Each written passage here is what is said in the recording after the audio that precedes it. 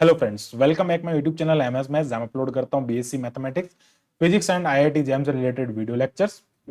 ऐसे वीडियो में हम बात करते हैं यहाँ पे solid physics, solid state physics के बारे में। इससे रिलेटेड जितने भी वीडियोज हैं आप हमारी प्लेलिस्ट में जाके देख सकते हैं, जिसमें हमने सारे कॉन्सेप्ट्स को जो है वो अच्छे से क्लियर किया है। बात करते हैं यहाँ पे फॉर्मूले के बारे में, that is the distance between the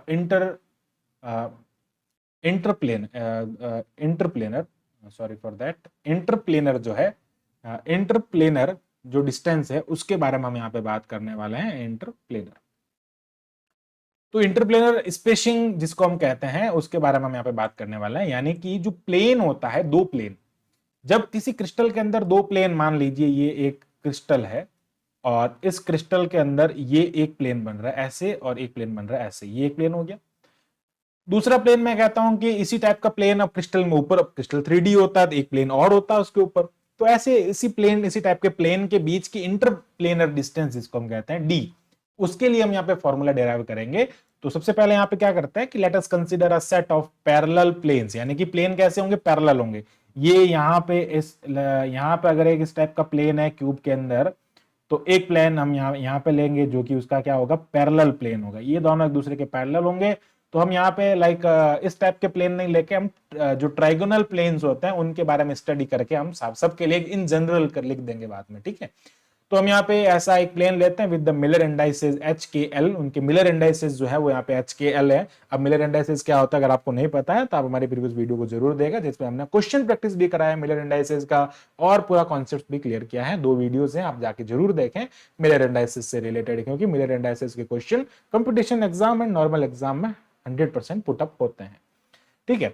तो अब वापस आते हैं यहाँ पे, मिलर इंडाइसेस जिनके एच एंड के है, taking origin on a point of a lattice, ठीक है। यहाँ वैसे एक लैटिस पॉइंट है, लैटिस पॉइंट, क्योंकि ये सारा काम जो है ना यहाँ पे सारे लैटिस पॉइंट है, ठीक है, उनको हम रिप्रेजेंट नहीं कर रहे हैं, सारे यहाँ पे लैटिस पॉइंट है। उन लैटिस पॉइंट को लेते ही हम यहाँ पे काम कर रहे हैं, ठीक है। यहाँ पे जो पॉइंट है उस पॉइंट को हमने कह दिया इसका ओरिजिन, जिसको हमने यहाँ पे नाम दिया ओ पॉइंट। अब देखो इस ओ पॉइंट से, यानी कि इस ओ पॉइंट से कह सकते हैं कि भाई डी डिस्टेंस पे, यानी कि ये जो डिस्टेंस है डी डिस्टेंस है, इसकी डी डिस्टेंस पे क्या हो रहा है कि एक और इसका पैरेलल प्लेन है। कैसा प्लेन है उसको आप यहाँ पे समझे, ठीक है। ये डी डिस्टेंस है, इस टाइप से है ये डी डिस्टेंस, और यहाँ पे कोई एक ऐसा पैरेलल, इसी के पैरेलल प्लेन है। अब कैसा है आप उसको देख सकते हैं यहाँ पे कि एक यहाँ से इस टाइप से एक्सिस आती है, ठीक है, एक एक्सिस यहाँ से ऐसे आ रही है, एक एक्सिस हम ऐसे ले लेते हैं और इसको जब लिखेंगे तो यहाँ से ऐसे कनेक्ट करेंगे और एक एक्सिस उसमें इस टाइप से। तो ये इस टाइप से हमारे पास में एक ऐसा प्लेन बन रहा है यहाँ पे, जिसका सेंटर यहाँ पे आ रहा है। तो ये जो रेड रेड वाली जो लाइन है ना, इसकी डिस्टेंस जिसको हम कहेंगे, वो डिस्टेंस यहाँ पे आगे कट करेगी। जैसे ये जो डिस्टेंस है ना वो ऐसे आएगी, इस पे आके मिलेगी। तो इस टाइप के पॉइंट्स जो हैं, ये डिस्टेंस जो है वो कैसी है, डी है, ठीक है। तो अगर मैं कहूं कि ये एक्सिस एक्स एक्सिस है, ये axis Y axis, sorry Z axis है, ये वाई है और ये एक्स एक्सिस है। तो अगर हम वेक्टर्स की बात करते हैं तो इसमें बी वेक्टर होता है, इसमें ए वेक्टर होता है और इसमें यहाँ पे सी वेक्टर से डिनोट करते हैं। ये ए पॉइंट पे कट करती है इसको, ये बी पॉइंट पे कट करती है और ये इसके सी पॉइंट पे कट करती है। ये सारा हमने यहाँ पे डिनोट किया है। हमको यहाँ पे बीच की डिस्टेंस डी निकालना है। अब अल्फा बीटा गामा की मैं बात करूं तो एंगल्स जो होते हैं इसके बीच के, यानी कि यहाँ पे ये वाला जो एंगल होता है इसका, इस एंगल को हम कहते हैं अल्फा। ये वाला एंगल अल्फा हो जाएगा, ये इसका बीटा एंगल हो जाएगा और ये वाला एंगल जो है वो क्या हो जाएगा, गामा एंगल हो जाएगा। आगे बढ़ते हैं, हम इस एंगल और इन सारे कॉन्सेप्ट्स को लेते हुए हम इसको यहाँ पे निकालेंगे। ये जो है ना वो इस पे ऊपर नॉर्मल है, we draw a normal form from origin. अच्छा, ये भी बता देता हूँ आपको, सारा कुछ हमने इसमें लिख रखा है। Lattice point of a such plane and draw a crystallographic axis X vector B vector, sorry A vector B vector C vector along the ox axis, oy axis and oz axis respectively, lattice plane ABC. ये पूरा क्या है, lattice plane है, ABC lattice plane बन रहा है ये वाला पूरा, ये एक एबीसी लेटिस प्लेन हो जाएगा। Make intercept on A vector, ये इसके साथ में इंटरसेप्ट बना रहा है, यानी कि ये वाली जो डिस्टेंस है यहाँ से यहाँ तक की, अगर मैं एक्स एक्सिस के लिए बात करूं तो इसका जो इंटरसेप्ट है ना यहाँ से यहाँ तक का डिस्टेंस, वो कितना हो जाएगा, ए बाई एच हो जाएगा। कितना हो जाएगा, यहाँ से यहाँ तक ए बाई एच हो जाएगा। इसको हमने कह दिया ए बाई एच, ठीक है। इंटरसेप्ट जो हो जाएगा उसका ए बाई एच हो जाएगा। इसका इंटरसेप्ट जो है वो क्या हो जाएगा यहाँ पे b/k हो जाएगा, और इसका इंटरसेप्ट जो है वो क्या हो जाएगा यहाँ पे c/l हो जाएगा, क्योंकि इसके मिलर इंडाइसेस हम क्या ले रहे हैं, h, k एंड l, इसके मिलर इंडाइसेस हम यहाँ पे ले रहे हैं। आगे बढ़ते हैं हम यहाँ पे, we draw normal from the origin to another plane. हम यहाँ पे एक नॉर्मल ड्रॉ करते हैं जिसकी डिस्टेंस डी है, जो कि उसके बीच की डिस्टेंस को बताता है। जो नॉर्मल हम बीच में ड्रॉ कर रहे हैं वो उसके बीच की डिस्टेंस बता रहा है। नॉर्मल ड्रॉ करने का मतलब है ओरिजिन के साथ में वो क्या कर रहा है, यहाँ पे 90 डिग्री का एंगल सब्सटेंड कर रहा है। ठीक है, आगे बढ़ते हैं हम यहाँ पे, वो इसके बीच के इंटरप्लेनर डिस्टेंस डी को बता रहा है, हमको इसी का फॉर्मूला यहाँ पे डिराइव करना है। अब देखो, अगर मैं ज्योमेट्री से बात करता हूं तो सबसे पहले हम क्या करते हैं, यहाँ पे एंगल लेते हैं। जैसे मैं कह रहा हूं CNO, अगर मैं इस पॉइंट को N कह देता हूं, अगर मैं इस पॉइंट को N कह देता हूं तो CNO जो है, यहां से अगर हम इसको ये पॉइंट जो है ना CNO, ये यहाँ पे क्या होगा, एक्चुअली ये 90 डिग्री पॉइंट, ये 90 डिग्री एंगल होता है। N पे जो एंगल है ना वो 90 डिग्री एंगल है। तो N पे अगर 90 डिग्री एंगल है तो हम यहाँ पे कॉस फाइंड कर सकते हैं। ठीक है, तो सबसे पहले हम बात करते हैं कॉस अल्फा के लिए। तो अल्फा एंगल की अगर मैं बात करूं तो अल्फा एंगल जो है वो कहां बन रहा है, ओ पे बन रहा है। तो सारे एंगल ओ पे बन रहे हैं, तो हम इस टाइप के एंगल सबके सबके साथ में यहां से एंगल बन रहा है ना। ये जब अल्फा की बात करेंगे तो ये लाइन ऐसे जाएगी। तो जनरली अगर हम बात करें अल्फा के लिए तो ट्राइंगल हम कौन सा लेंगे, ट्राइंगल में हम लेंगे ON/OA हो जाएगा। क्या हो जाएगा, ON/OA, ये वाली डिस्टेंस हो जाएगी और ये वाला हो जाएगा ON, और यहां से ये डिस्टेंस आ जाएगी इसके ऊपर। समझते हैं इसको कैसे होगा। देखो, जब भी हम कॉस की बात करते हैं ना, कॉस थीटा क्या होता है, अगर हम कॉस थीटा की बात करते हैं तो हमारे पास में फॉर्मूला होता है इसका, जैसे आप जानते हैं perpendicular base upon hypotenuse base. ठीक है, ये इस टाइप का होता है। तो इसमें अगर कॉस की बात करें तो परपेंडिकुलर अपॉन हाइपोटेनियस होता है। ठीक है, तो परपेंडिकुलर कौन हो जाएगा, ON हो जाएगा, यानी कि ON यहाँ पे क्या हो जाएगा, परपेंडिकुलर हो जाएगा। ये N पे एंगल होता है 90 डिग्री, ON परपेंडिकुलर हो जाएगा, और ये आ जाएगा A। तो परपेंडिकुलर अपॉन बेस हो जाएगा। ठीक है, तो कितना हो जाएगा, ON/A हो जाएगा। परपेंडिकुलर कितना है भैया, ON डिस्टेंस तो हमने यहाँ से कैलकुलेट कर रखा है, D है। और अगर मैं बात करूं AN डिस्टेंस का, तो AN मतलब उसका इंटरसेक्शन कितना है, A/H है। तो अगर मैं इसकी टोटल डिस्टेंस की बात करता हूं तो DH/A हो जाता है। This is equation number 1। Similarly हम बात करते हैं कॉस बीटा के बारे में। तो कॉस बीटा लेंगे तो हम यहाँ पे कौन सा ट्राइंगल लेंगे, वो ट्राइंगल कौन सा हो जाएगा, कॉस बीटा अगर हम यहाँ से लेंगे तो वो ट्राइंगल हमारे पास में आ जाएगा, इस टाइप का ट्राइंगल होगा। यहाँ पे पॉइंट B हो जाएगा, यहाँ पे N हो जाएगा, यहाँ पे O हो जाएगा, यहाँ पे एंगल अल्फा है, यहाँ पे एंगल बीटा हो जाएगा, कॉस बीटा हो जाएगा। तो ON/E हो जाएगा OB, ये हो जाएगा D/B/H। इंटरसेक्शन कितना हो जाएगा, B/K होगा, ये लिखा हमने यहाँ पे B/K, ये हम लिखेंगे यहाँ पे, तो ये कितना हो जाएगा, DK/B हो जाएगा। This is equation number 2। Next आगे बात करते हैं हम यहाँ पे कॉस गामा के लिए, तो वो हो जाएगा ON/OB हो जाएगा, दैट इज द ON/OC हो जाएगा। ठीक है, ये कितना हो जाएगा, D/CH हो जाएगा, CL हो जाएगा।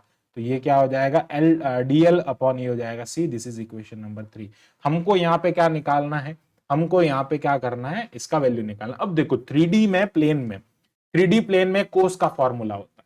3D प्लेन में कोसाइंस जो होता है उसका एक फॉर्मूला होता है। ये एक्चुअली क्या होती है, इनको हम कहते हैं कोसाइंस कहते हैं। ठीक है, ये कोसाइंस होती है जिसको हम इसको कहते हैं कोसाइंस रेशियो भी कहते हैं, CRs एंड CDs। ठीक है, CRs एंड CDs होते हैं। तो उनमें क्या होता है, अकॉर्डिंग टू 3D प्लेन हम बात करते हैं अकॉर्डिंग टू कोसाइन लॉ।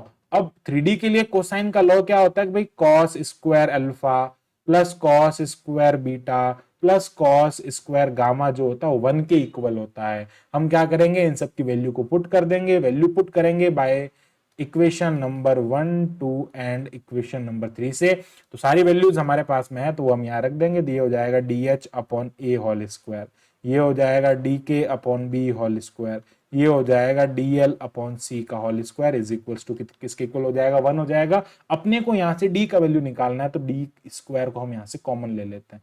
तो ये क्या हो जाएगा, H²/A स्क्वायर, K²/B स्क्वायर, ये हो जाएगा L²/C square is equals to 1 हो जाएगा। हमको D का वैल्यू चाहिए तो ये हो जाएगा D square is equals to 1/√ऑफ H²/A square, K²/B square plus L²/C square यहाँ पे आ जाएगा। और इसको अगर हम एक क्यूबिक लैटिस के लिए लिखते हैं, इसको अगर हम एक क्यूबिक लैटिस के लिए लिख दें तो फॉर हम यहाँ पे कंडीशन अप्लाई कर रहे हैं।